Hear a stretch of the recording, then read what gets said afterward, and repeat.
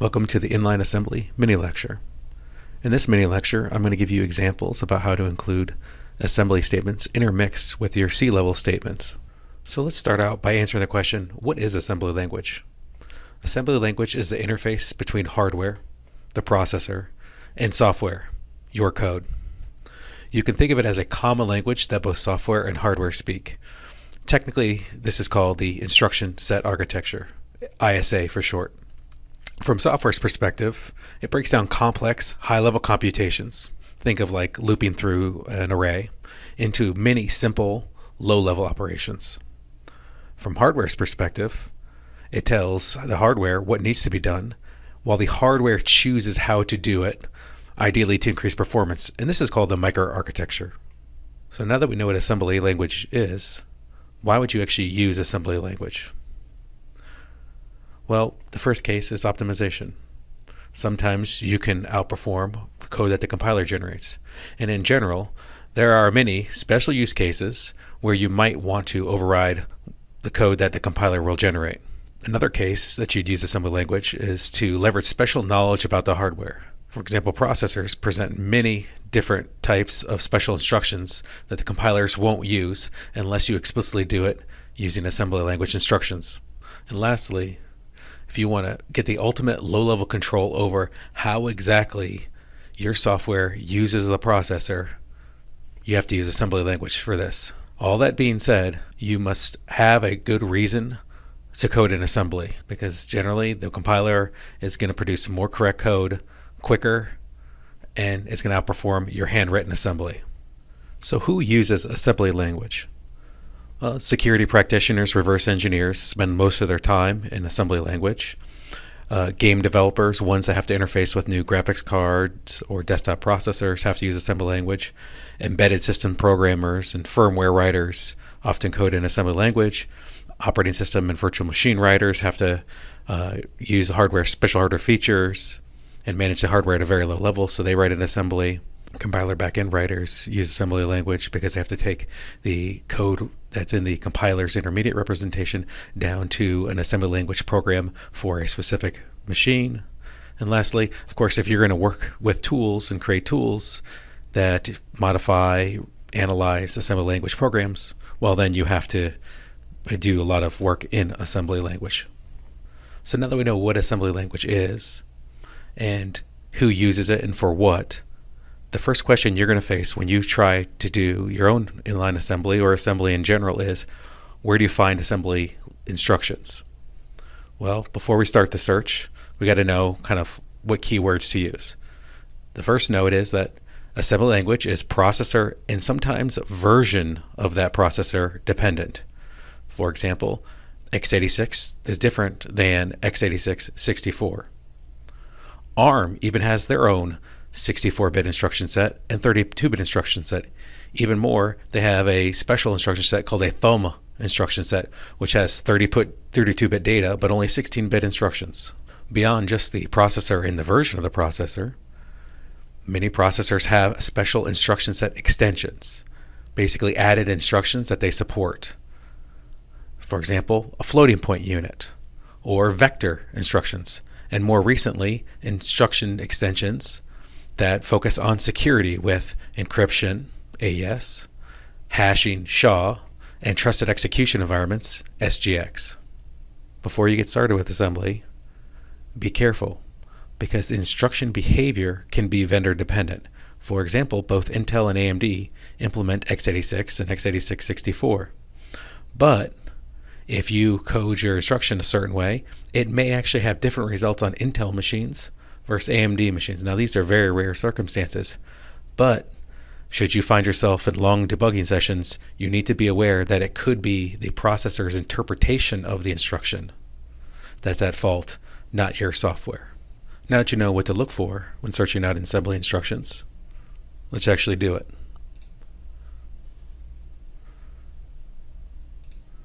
So I'm on a x86-64 computer, so I'll type in x86 64 instruction set. And so let's just look at the first couple of options that we see. So Wikipedia, they have a listing kind of show you kind of the different instruction sets for the core processor and the different instruction set extensions. And see, we here get a listing of, for example, this is an add. It kind of shows you what kind of the operands are and what the opcodes are. So you can see different instructions here. So this is one use case. Doesn't seem that useful for coding assembly. Let's look at this next one. Instruction set reference. Okay. Let's look at add here. Okay, this is more useful. We get an exact example of how to code this up. So I can see if I want to use an add, I'd use the opcode add, ADD. Then I have AL, that's a register. And then I have IMM8, that's an 8-bit immediate. So like the value 10, for example. If it's unsigned, anything from 0 to 255, it would be an example of some constant value you could write there. You can have a 16-bit immediate, so a larger constant, 32-bit. This is pretty daunting the first time you look at it, but as you practice more and more and you code more inline assembly, you get a little bit more comfortable, get more knowledgeable about what all these different options mean. But we're going to keep it simple for this mini lecture. So we'll probably use an add here, and so just keep in mind that we use the opcode add, then we specify some register, and then we can specify values. In other cases, we can specify 2 different registers.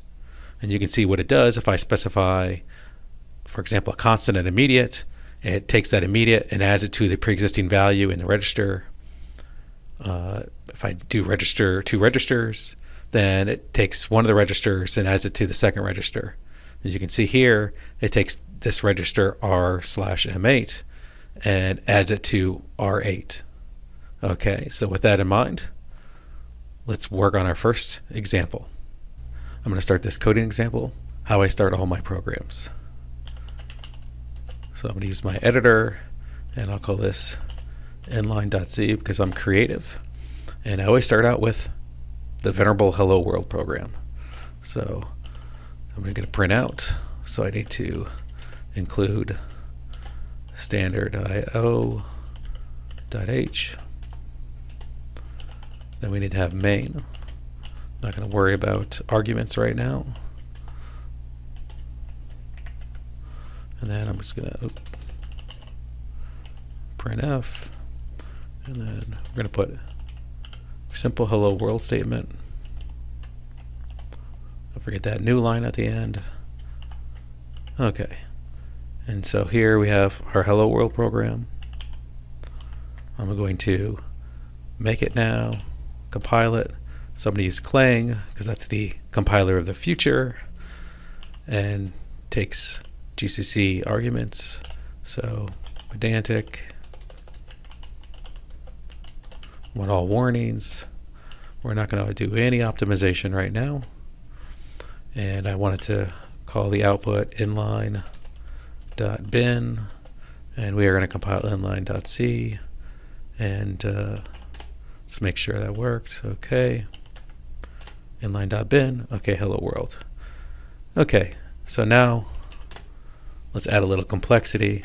So I'll take the program and I'm going to create 2 unsigned integers, x and y. I'm going to set x equal to the answer to the universe and everything, and then I'm just going to swap it around for y. Okay, then I'm going to make a little bit fancier printf statements because I want to see what these values are, because a little heads up to what's going to happen in the future. We're going to change these values using inline assembly. So I'll do hello world here, and I'm going to actually put a value here, and then that value, the first value I'm going to put is x, and then I'm going to do the same thing here, but this value is going to be y. And just to differentiate the statements so I know what's printing, I'm going to say goodbye world in the second one. Okay, so we save that. We're going to build it again, and we're going to run it. Okay, everything seems to be working so far. So the next thing we're going to do is actually we're going to insert the simplest inline assembly you can do, which is a no operation, or no op for short. So when I want to add an inline assembly statement to my C program, I use this special command that tells the compiler, GCC and Clang understand, hey, the next thing that follows is going to be added directly to the resulting assembly file from compiling this program. I tend to always use volatile so that it doesn't get optimized away. You don't have to in most circumstances, but there's no harm in adding it, so I'll do it. And inside the string that we add an assembly, one or more assembly commands, and we'll just do one for right now, and that'll be our no op command. This basically says spend time, but don't actually do anything. And by don't do anything, I mean don't update the state of the processor. Everything basically stays the same. It just takes time, and the instruction pointer goes one instruction forward. So we're going to save this. We're going to go and we're going to build. And when we execute it, we would expect the same exact output as before. But let's look into the program to actually see what happened to the assembly produced. So to get the assembly from our binary, we have to disassemble it. So there's a tool for that, object dump, and we're going to pass it -D, and then we'll pass it the binary file. And as you can see, when I do this, it disassembles it, meaning it goes from the machine code back to assembly as best as it can, and puts it out to standard out. So we want to kind of save this, and I'm going to save it to inline.dump. Okay, so now if we look at inline.dump, let's look for main. So this is the assembly version of main. And so if we see here, this is our no op that we added here that got inserted by Clang due to our inline assembly statement. Then you can see shortly after that, it calls printf. Okay, so that is our first kind of trivial example of inline assembly. Most of the time when you're using inline assembly, you want the assembly code to interact with the surrounding C code. So let's look at how to do that now. So go back into our source program, and we're going to use that add instruction. So I'll just move this down so we can remember what the add instruction looks like, how to use it. So we're going to use add. It's not case sensitive, so we're fine. And basically, is the add that takes two registers. One register will hold X, and one register will hold Y. And if we do this, so we can look at one of these examples here that takes registers. And if you can see this, over here, the effect is we add this one to this one and save it to this one. Okay, so in that case, we'd be doing the operation X equals X plus Y. Okay, so now unfortunately, it's not that easy just to list the variables, the C-level variables in your inline assembly. It takes a little bit more work to connect them. So what we do is we add symbols in our inline assembly. And so we'll say the first symbol will be %0, so symbol 0. And the second one will be %1. They increase, zero-based indexing. You can also use names for these, but it's most popular just to use numbers for this. Okay, so this says basically, compiler, I want to have two registers. You figure out what registers are optimal to assign to %0 and %1 while you're compiling. I'm just going to use those symbols in my assembly. Okay, now here we have to connect them. Okay, so we use this structure here. We have outputs, inputs, and clobbers. Okay, so outputs says what registers, what values am I updating in my inline assembly. So that means what C level variables am I updating in my inline assembly. So in this case, we are going to tell it that you are going to be updating, so equals a register. So update means equals, R means register, and that register is going to be connected or hold the value of the C level variable X. In a similar fashion, input says what C level variables are you taking into your inline assembly. So in that case, we're going to say, hey, we want to send the value of y. Y will be in a register. If it's not, the compiler will put it there for you. And then we're going to put y there. Okay, so, and these connect to 0 and 1 from left to right. So x happens first, so that's given the 0 index. So symbol %0 is equivalent to the value of x, and %1 is assigned to the value of the C level variable y. Clobbers is where you tell the compiler, here are some effects of this code outside of the registers that you assign to %0, %1. There are two things you generally use for clobbers. The one we'll use is the condition code, meaning the flags. This is an arithmetic instruction. Arithmetic instructions update the condition code. And the second one that we'll see at the end of this mini lecture is memory, meaning like this impacts memory addresses outside of the ones explicitly used in the inline assembly. And so we do that, and we will save our modified inline assembly. And so what we expect to happen when run is the effect of this inline assembly is x equals x plus y, which would mean 42 plus 24 is the new value of x. So x should be equal to 66. We should see hello world 66 and goodbye world 24. Let's see if that's what happens. Okay, so we have our assembly language program. So let's go through and rebuild it. Okay, that seemed to work. Let's run it. Remember, we're expecting hello world 66 and goodbye world 24. And for some reason, we don't get the correct output. We get hello world 48 and goodbye world 24. Interesting. So let's use that tool I just told you about, object dump.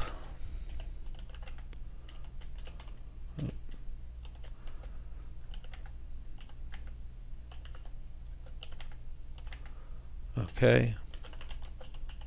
And let's look at what the compiler produced. So we're going to go to our main, because that's where we know our inline assembly is located. And so we go down. So let's look at this. The compiler produced add EAX to EAX. So instead of using two registers, one to hold the value of x and one to hold the value of y, we get one register. And if we look back up here, we can see EAX is being loaded from the stack from offset 8.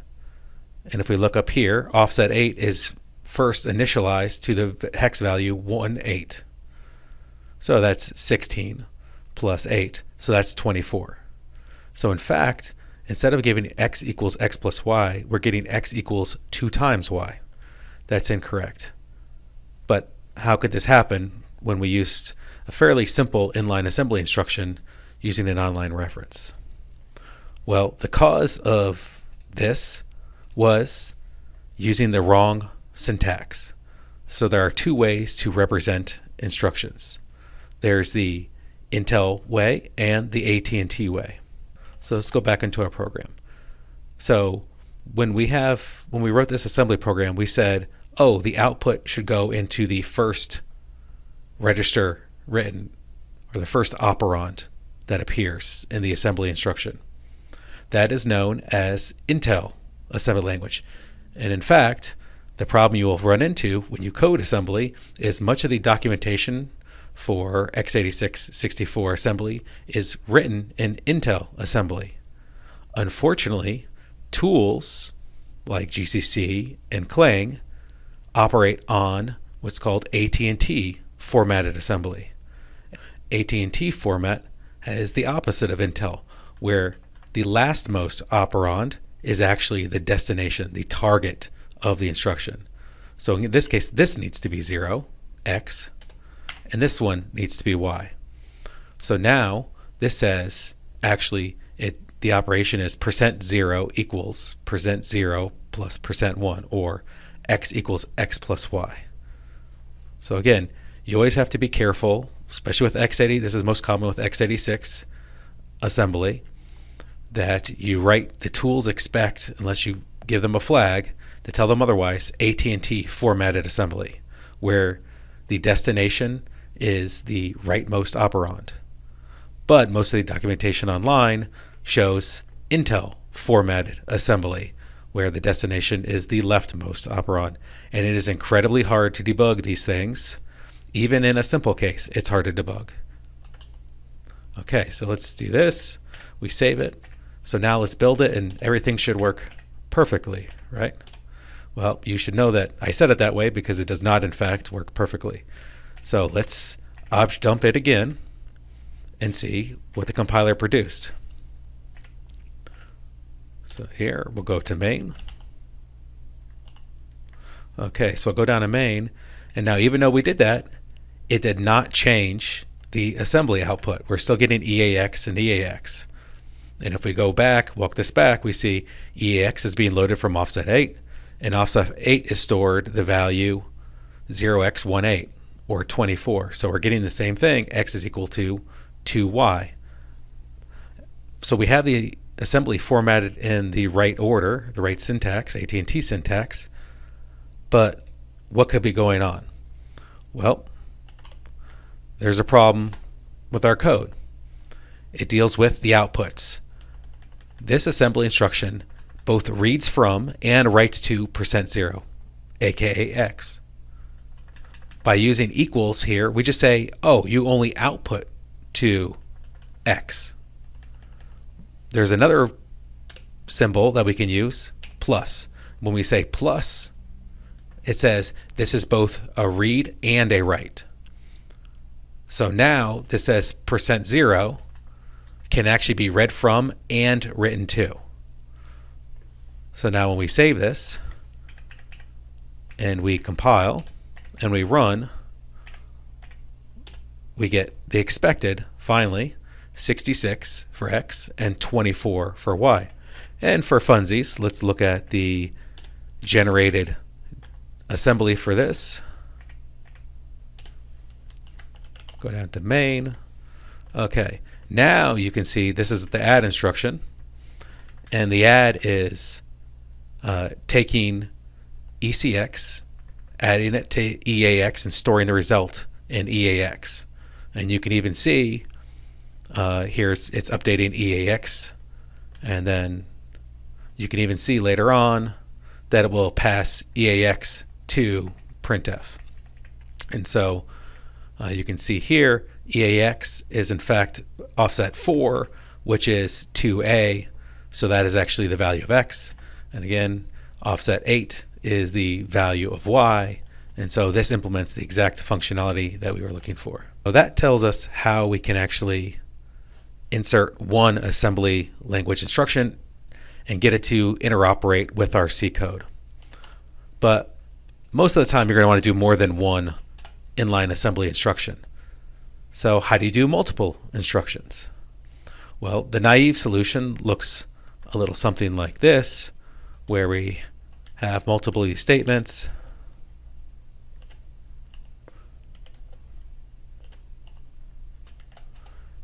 We'll just do 3 to keep it pretty simple, and just make them all add since we understand how to use the add instruction.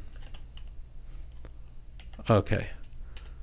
So in this case, what we expect to happen is I have x, I add y to the value of x, then I double x, and then I double it again. So it should be 4 times x plus y in parentheses. That's our expected output. Generally, when we have multiple lines, we format it like this. Okay, so this is our inline assembly statement. Okay, so we're going to compile this. Hopefully we don't get any, oh, we get an error. So what is going on here? It says invalid register name. Well, there's not naming registers here, so what's going on? Let's look at this next message down here. It says note instantiated into assembly here. So this is giving us, here is the assembly that I created from your inline assembly statement, and it's add ECX to EAX and then add, but there's no space, and so this is not valid assembly language. The problem is when you give inline assembly, the compiler literally takes what you've written, these strings, and inserts them into its generated assembly for the rest of the program. It doesn't have any intelligence to do anything else. So you need to remember, if you have multiple statements, you need to give it a new line, because an assembly file, you can only have one statement per line.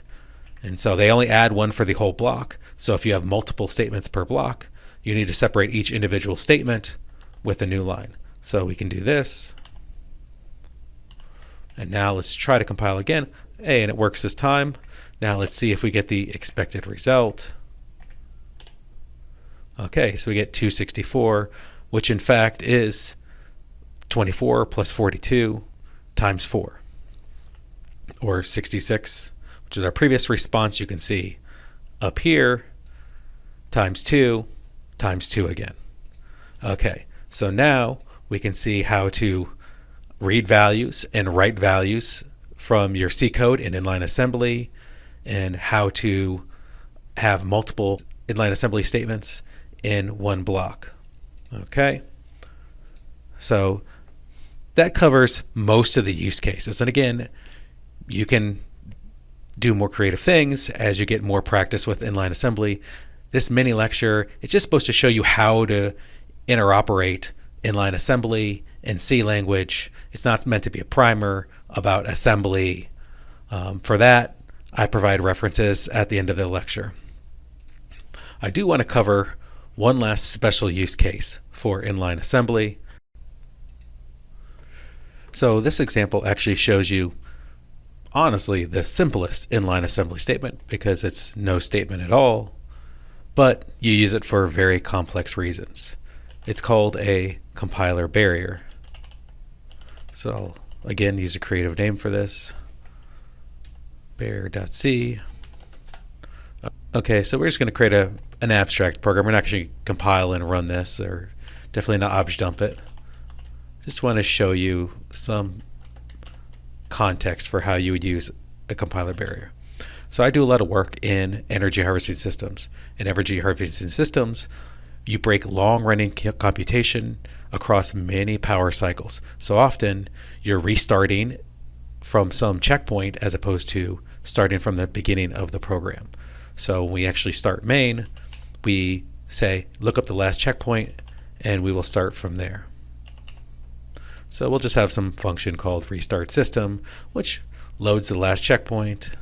And I'm actually going to make sure to spell restart correctly, and then go from there. And I'm actually going to make sure to make it a statement. Okay, great. And then, like many embedded systems, the heart of it is just a while one loop, because they run continuously. There's no sense of termination. So in this while one loop, you do some computation, some meaningful computation. And in this case, for the compiler barrier, the computation is going to update some memory.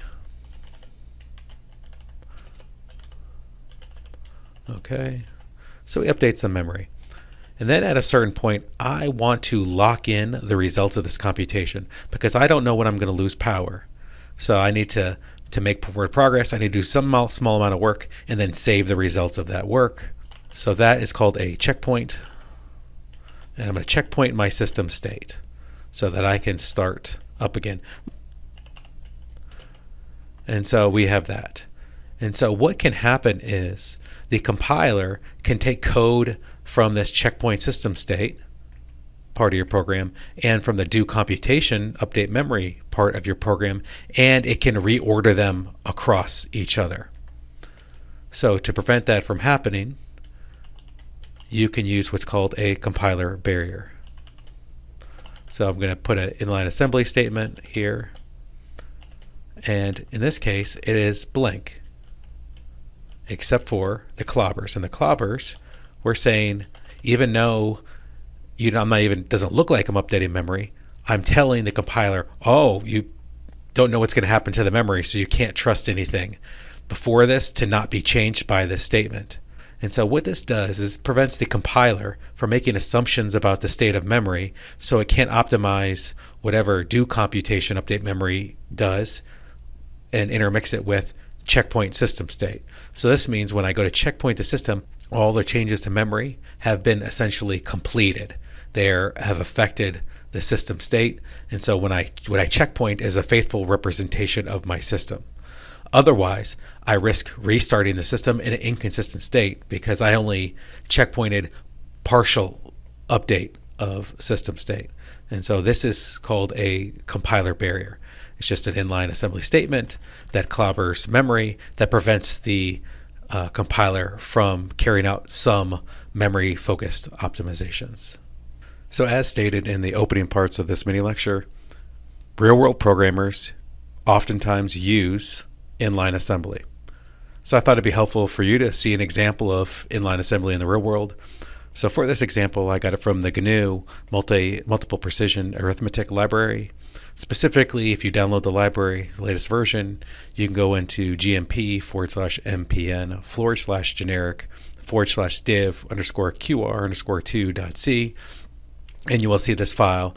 And you can see here in this file, they're defining macros that are inline assembly that they use. And these macros check for the specific processor, maybe even version, and that helps them select what version, what implementation of the macro to put in the code. So like I said, this is a heavily used open source library, and they are in fact using inline assembly. And it looks basically like what we did in this example. To summarize what you learned in this mini lecture, assembly language enables low-level control of the processor. It turns out that compilers only use a very limited subset of a processor's functionality, especially the modern x86 64 processors that all of us have and use today. Programmers can include assembly instructions intermixed in their C, C++ programs. Inline assembly instructions can interact with surrounding C-level variables, reading them, writing them. You can even force the compiler not to carry out some optimizations. And maybe most importantly, if you ever have to debug this, most tools use AT&T syntax for assembly instructions, and most documentation uses Intel format. So remember, the assembly instruction always updates the rightmost operand listed in the assembly statement. As I said earlier in the mini lecture, this is not supposed to be a tutorial on assembly language itself. It's just telling you how you as a system programmer can include assembly level statements inside C and interwork them together. There are lots of great resources that I found for learning more about assembly language, specifically x86 assembly, and I provided them here.